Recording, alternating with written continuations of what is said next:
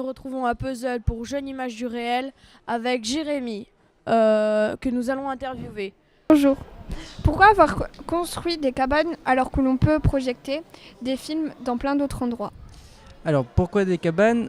Parce qu'au début, quand on a voulu lancer l'association Les Courtisans, on voulait remettre les courts-métrages au cinéma.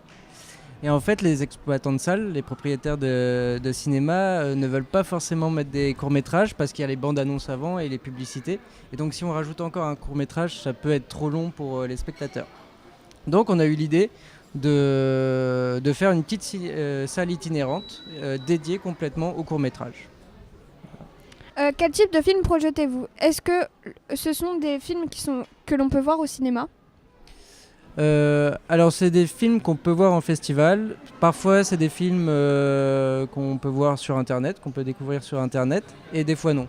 En fait, on projette tout type de films. Ça peut être du documentaire, de l'expérimental, de la fiction, des clips musicaux, dont les auteurs sont assez contents de nous permettre de projeter.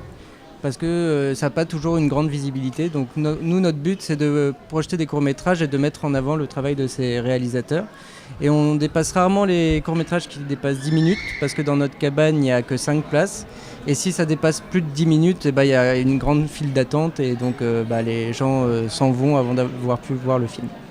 À quel public s'adressent vos projections ? Alors à tous les publics, souvent les adultes pensent que c'est plutôt pour les enfants parce que le côté cabane ça peut donner un côté très enfantin, alors que tout le monde est le bienvenu pour y rentrer en famille, entre amis. Ça permet aussi de rencontrer des gens à l'intérieur de la cabane, des gens qu'on ne connaît pas, et de discuter un peu des films dans une petite cabane toute serrée et où on peut débattre et donner son avis. Réalisez-vous vous-même des films ? Les diffusez-vous dans vos cabanes ? Alors nous, on réalise pas forcément de courts-métrages, sauf en atelier. Donc c'est des jeunes, soit des primaires, soit de centres aérés, soit de conseils municipaux des enfants qui réalisent avec nous des clips ou des fictions. Et parfois on projette leurs films d'atelier sur des festivals. Par exemple, on l'a déjà fait à Metz-Plage. Voilà. Qu'est-ce qui vous plaît dans cette activité ? Qu'en retire le public ? Alors, qu'est-ce qui me plaît dans cette activité ? En fait, on a 3 activités. On a ce cinéma itinérant, les ateliers, et on fait des petites prestations vidéo aussi pour des festivals, des concerts.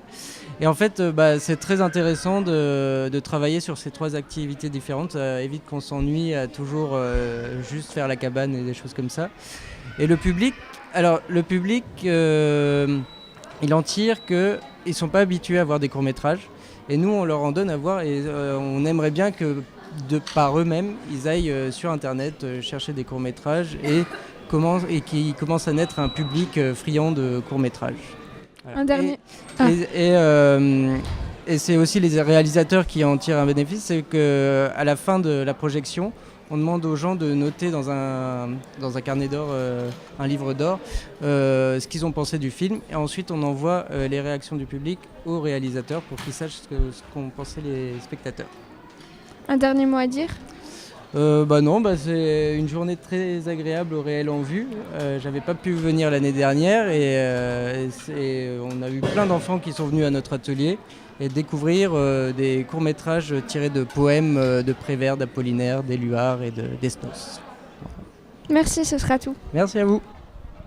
Merci de nous avoir suivis aux Jeunes Images du Réel. On se retrouve pour une prochaine émission.